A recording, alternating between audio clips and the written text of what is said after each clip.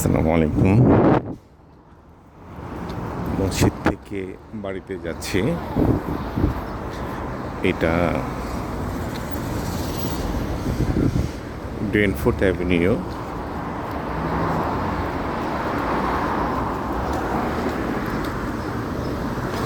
দেখেন বিশাল পথ,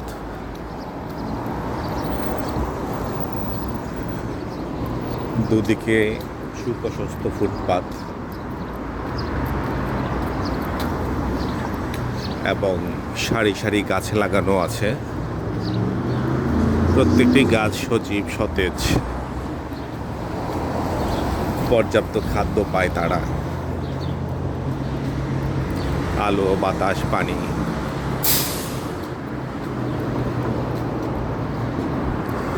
এটি যাত্রী ছাউনি, কাছে ঘেরা,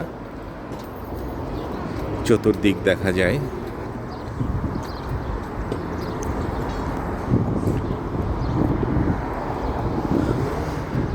এটি একটি পার্কিং প্লেস। সারি সারি গাড়ি রাখা আছে। সব কিছু কেমন ছিমছাম, সুসজ্জিত। কোথাও কোনো বিশৃঙ্খলা নাই, কোথাও কোনো হট্টগোল চিল্লাচিল্লি নাই। দেখেন গাড়িগুলো চলছে, সব নিয়ম মেনে চলছে।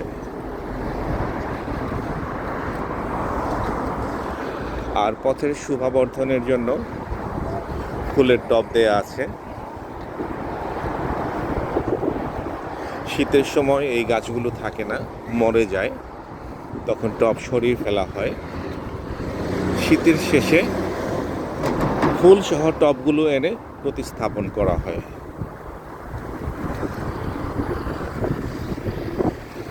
যখন শুষ্ক থাকে আবহাওয়া, পানির প্রয়োজন হয়, তখন গাড়িতে করে লোক আসে, তারা পানি দিয়ে যায় গাছ সজীব রাখার জন্য। এই শহরকে সুন্দর রাখার জন্য সরকারি লোকজন কাজ করে। আমাদের শহর সুন্দর রাখার জন্য বরাদ্দ নাই তা না, বরং হিসাব করলে দেখা যাবে এই শহর সুন্দর রাখার জন্য যে বরাদ্দ আছে, আমাদের জন্য বরাদ্দ তার থেকে কোনো অংশে কম না। কিন্তু আমাদের বরাদ্দের টাকা সব চলে যায় চোরের পকেটে। আর চোর বলতে আমি কি বোঝাতে চেয়েছি আপনি তো এটা জানেন, ঠিক আছে? ব্যারিস্টার সুমন্ত খোলাখুলি বলে দেয় চোর কারা। চোরগুলো সংসদ ভবনে থাকে, বড় বড় আমলা সচিবালয়ে থাকে, সরকারি কর্মকর্তা, পিয়ন থেকে শুরু করে সব চোর। ব্যতিক্রম এটা উল্লেখ করলাম না, এটা বুঝে নেবেন। এটা হাজারে একজন দুইজন হয়তো বা ব্যতিক্রম আছে, এছাড়া আমাদের দেশের সব চোর। এই চোরদের পকেটে সিটি কর্পোরেশনের বরাদ্দ চলে যায়, তাই শহরে নোংরা ময়লা আবর্জনার স্তূপ জমে থাকে। আর এখানে দেখেন কোথাও কোনো নোংরা ময়লার স্তূপ নাই, সব কিছু পরিষ্কার পরিচ্ছন্ন ঝকঝকে।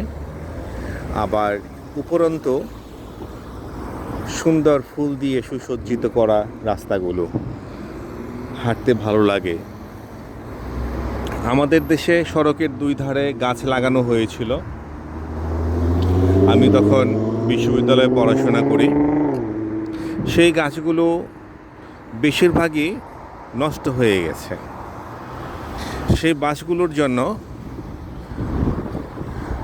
গাছগুলোর জন্য সরকারি বরাদ্দ ছিল, উচ্চ পর্যায়ের বরাদ্দ ছিল।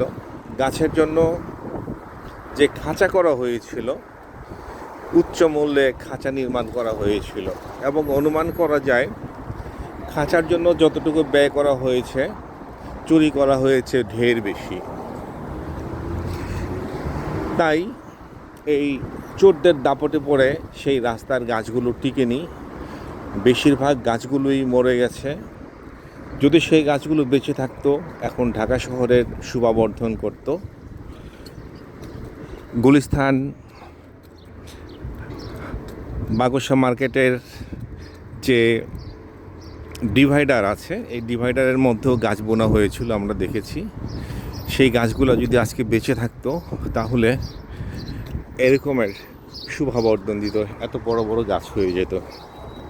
কিন্তু সেই গাছগুলো সিটি কর্পোরেশন টিকিয়ে রাখতে পারে নাই, কারণ আমাদের সিটি কর্পোরেশন চুরি করে, তারা গাছ খায়, তারা মাছ খায়, তারা সিটি কর্পোরেশনের আবর্জনা খায়। তারা খায় না এমন কোনো জিনিস নেই, তারা সব কিছুই খেয়ে ফেলে। এইটাই হচ্ছে আমাদের জীবনের সবচেয়ে বড় দুর্ভাগ্য, এখানেই আমাদের সবচেয়ে বড় কষ্ট। এই কারণে আমাদের দেশ এগোতে পারছে না, আমরা নানানভাবে সমস্যায় জর্জরিত। আর এই দেশে দেখেন এই ফুলের গাছগুলো, এই টবটা শূন্য ছিল, কিন্তু রাস্তার পাশে ফেলে রাখে নাই, ওরা সরিয়ে নিয়ে গেছে ওদের নার্সারিতে। সেখানে শীতের সিজন রেস্টে ছিল, যথাসময়ে বীজ বপন করা হয়েছে, ফুল ফুটেছে, এবং ফুলসহ শত শত ফুলের টব রাস্তার দুই পাশে সাজিয়ে দেওয়া হয়েছে। হঠাৎ করে একদিন রাস্তায় এসে দেখি রাস্তার দুই পাশে সাজানো রয়েছে ফুলের গাছ, শত শত ফুলের গাছ। দেখেন কেমন সুন্দর লাগছে। অথচ এই দেশে শীতের সময় গাছগুলো মরে যায়, সব মরে যায়, শুধু দু একটি চিরহরিৎ বৃক্ষ ব্যতীত সব মরে যায়। যেমন এই গাছগুলো, এগুলা শীতের সময় মরে না, বেঁচে থাকে। এগুলো সব মরে গেছিলো, এগুলো সব মরে গেছিলো, এগুলো আবার বেঁচে উঠছে। দেখেন রাস্তার পাশে গাছ থাকায় পথিক বিশ্রাম নিচ্ছে। এই ব্যস্ত নগরী, ব্যস্ত শহর, এই শহরের মধ্যে এই গাছটি আছে বলে একজন পথিক বসে বিশ্রাম নিতে পারছে। আমার ইচ্ছা করছে আমি একটু বসি এখানে, আমার ভালো লাগছে। কেমন সুন্দর ছায়া, সজীব। দেখেন ভালো লাগছে না? লাগছে না? ভালো লাগছে তো। কিন্তু আমাদের দেশেও এরকমের গাছ লাগানো হয়েছিল ঢাকার শহরে, সেই গাছগুলো প্রায় শতভাগই মরে গেছে। এটা হলো আমাদের জীবনের একটা বড় দুর্ভাগ্য। ওয়ালাইকুম আসসালাম। How are you? Yeah, it is very nice, I enjoy. Yeah. Really nice environment, nice place. That is summertime. Yeah, summertime. Enjoy. Yeah, Everybody. yeah, enjoying. All are excellent, all are looking nice. Yeah. Exactly. এটা হচ্ছে Canada.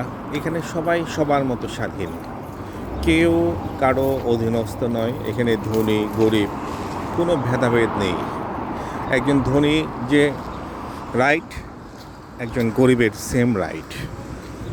কেউ half pant পরবে, কেউ full pant পরবে, এটা যার যার অভিরুচি, কেউ তাকে বাধ্য করতে পারবে না। এখানে স্বাধীনতা সর্বোচ্চ।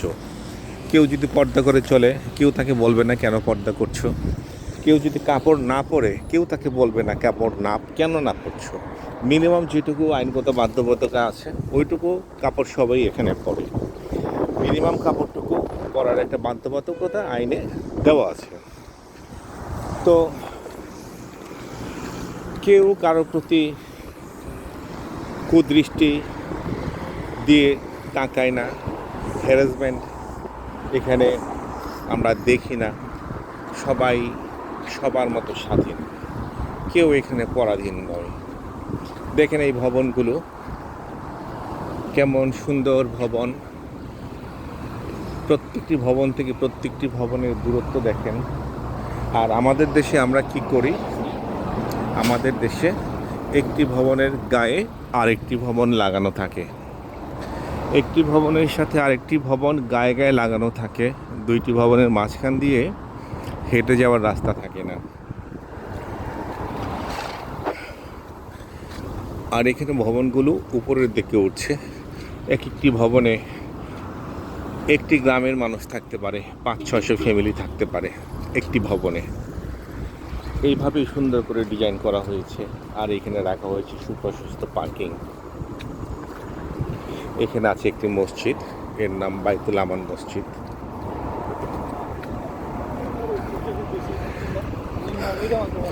এই এলাকাতে বাংলাদেশি মানুষ অনেক বেশি বসবাস করে, পাকিস্তানিও আছে। এছাড়াও পৃথিবীর সব দেশের মানুষই এখানে আসে, তবে বাংলাদেশি মানুষ এখানে বেশি পাওয়া যায়। আশেপাশে বাঙালি দোকান আছে এবং দূর দূরান্ত থেকে এখানে বাঙালিরা হালাল খাবারের জন্য আসে, বাজার সদাই করার জন্য আছে। যারা অন্য প্রভিন্সে থাকে তারাও এখানে আসে বাজার সদাই করার জন্য।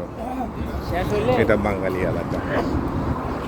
আর দেখেন এখানে আমাদের বাঙালি ভাইদের অবাধ বিচরণ, তারা তাদের ইচ্ছে মতো ঘুরে বেড়াচ্ছে, যেমন খুশি চলাফেরা করছে।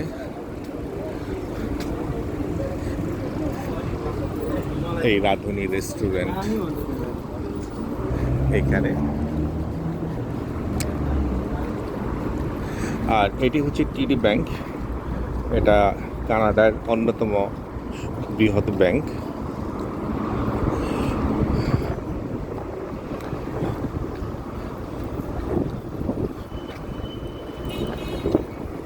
মানুষগুলো সব এখানে দাঁড়িয়েছিল, কেউ রাস্তা পার হওয়ার চেষ্টা করে নেই, সিগন্যাল ছিল তাই। এখন সিগন্যাল হোয়াইট হওয়ার কারণে মানুষগুলো একসাথে সব পার হয়ে যাচ্ছে। সুন্দর সুশৃঙ্খলভাবে গাড়িগুলো তাকিয়ে দাঁড়িয়ে আছে। মানুষ যদি চোখ বন্ধ করে রাস্তা পার হয়, অ্যাক্সিডেন্ট হওয়ার কোনো সম্ভাবনা নেই। কুচটও খাবে না, কোনো গাড়িও তার গায়ের উপর দিয়ে উঠাবে না। রাস্তাগুলো এত সুন্দরভাবে এখানে মসৃণভাবে করা আছে। আর এরা এই সব কিছু সাজিয়েছে তাদের মেধা খাটিয়ে, তাদের বুদ্ধিমত্তা দিয়ে, তাদের সৃজনশীলতা দিয়ে আবিষ্কার করে। আর আমরা স্বাধীন হয়েছি এদের অনেক পরে। এদেরটা দেখে দেখেও আমরা করতে পারলাম না কিছু। আমাদের বাংলাদেশের মানুষ এদেরকে অনুকরণ করে, অনুসরণ করেও আমরা রাস্তাটা করতে পারলাম না। আমাদের দেশটা আজ জঞ্জালময়, কংক্রিটের নগরী।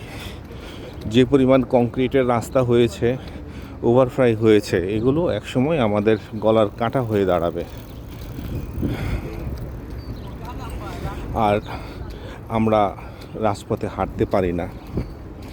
আমাদের রাজপথে টাইলস বিছানো হয়, সুসজ্জিত সুন্দর টাইলস দিয়ে ফুটপাত বানানো হয়। কয়দিন পরেই দেখা যায় যে টাইলসগুলো উঠে গেছে, টাইলসগুলো ভেঙে গেছে, রাস্তাগুলো নষ্ট হয়ে গেছে। কেন?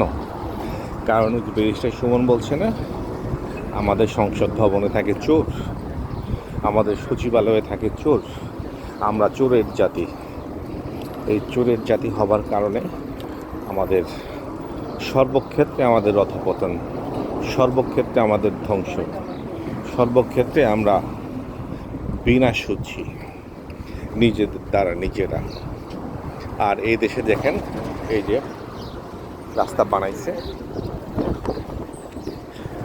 এই যে রাস্তাগুলো বানাইছে দেখেন, এগুলা দশকের পর দশক চলে যাবে, কিছুই হবে না। এই যে স্ল্যাব তৈরি করছে, দশকের পর দশক চলে যাবে, কিছুই হবে না। এই যে স্ল্যাব বানাইছে, কিন্তু বাংলাদেশ কি এরা চোখে দেখে নেই এরা কিভাবে বানাইছে দীর্ঘস্থায়ী হওয়ার জন্য? এদের অনুকরণ করেও যদি বাংলাদেশ বানাইতো, তাহলে বাংলাদেশের রাস্তাগুলোর আজকে এই অবস্থা হতো না। আজকে রাজপথে হাঁটা যায় না।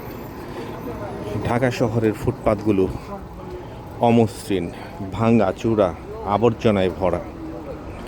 ঢাকা শহরের রাস্তাঘাটে খানাখন্দে ভরা। মানুষ অ্যাক্সিডেন্ট করে, হাত পা ভাঙি, হাসপাতালে যায়।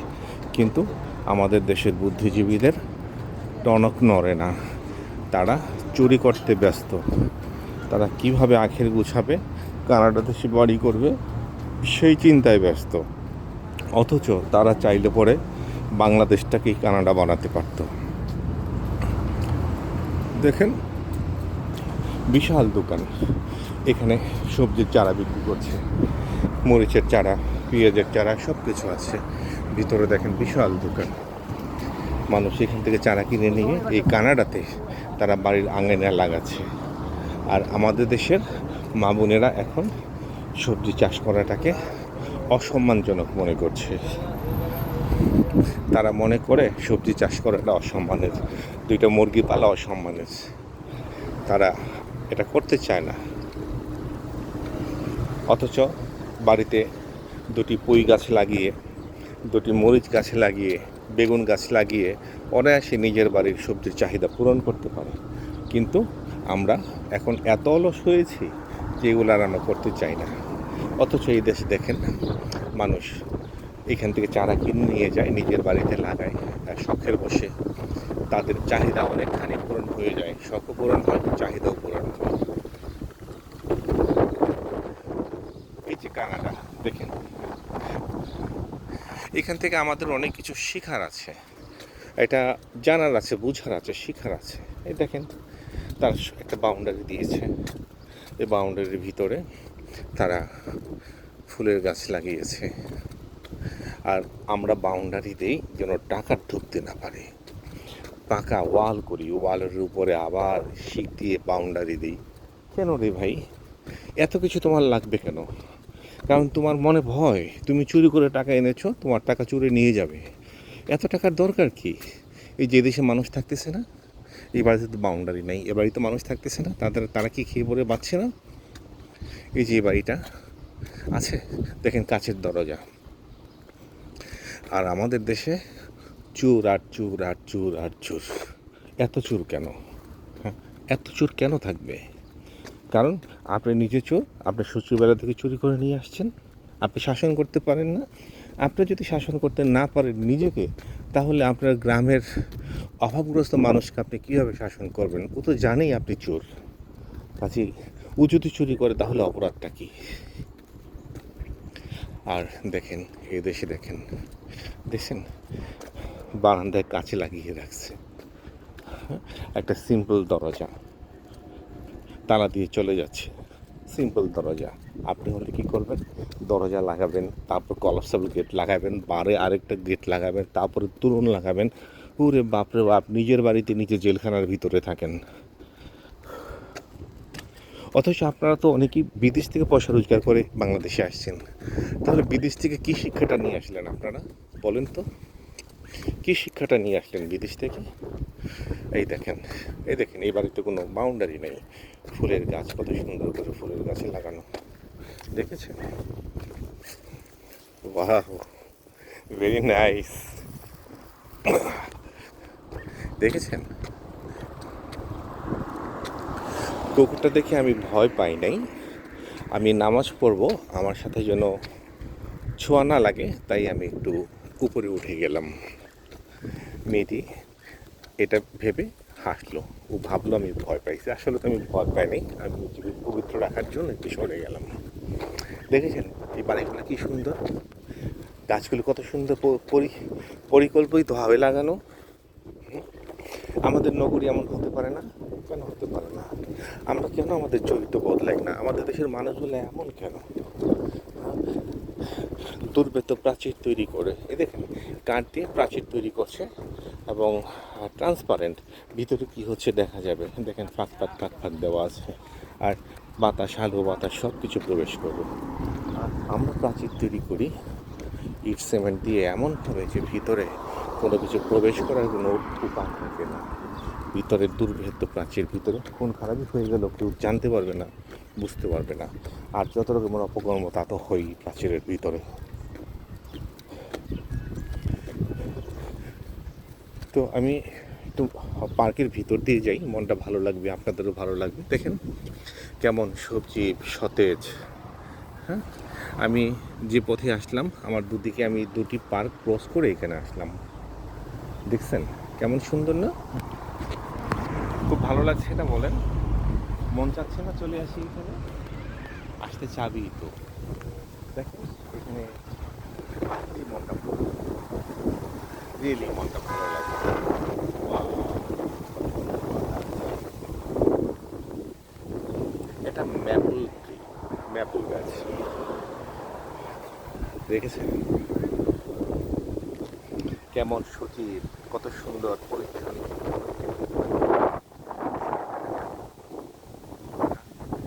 আমার ইচ্ছে করছে, কত সুন্দর এই দুনিয়াটা, দেখেছেন।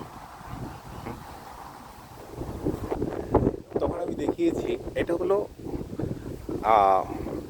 লাইটিংয়ের জন্য পিলার। এই পিলারের মাথায় দেখেন 4টি করে বাল্ব লাগানো আছে, চাঁদের আলোর মতো ঝলমল ঝলমল করে এই জায়গাটা। রাতে যারা খেলতে আসে তারা এখানে এই আলোতে খেলাধুলা করে। দেখেছেন, আমরা আমাদের নিজের দেশে পরবাসী, নিজের দেশে আমাদের স্বাধীনতা নেই। আমরা নিজের দেশে ভয় পাই হাঁটাচলা করতে, মনে হয় এই বুঝি সন্ত্রাসী চাঁদা যাবে, এই বুঝি বাটপাড়ের খপ্পরে পড়ব, এই বুঝি পকেটমার, এই বুঝি ঠেক পার্টি, মলম পার্টি। এইভাবে আমরা ভয়ে সন্ত্রস্ত অবস্থার মধ্যে থাকি, সারা দেশের মানুষ জানে, কিন্তু এর কোনো প্রতিকার নাই। কেমনে প্রতিকার থাকবে? কারণ চোর যে সব, সব তো চোর। মন্ত্রীরা হইল চোর, এমপিরা হইল চোর, পুলিশ হইল চোর।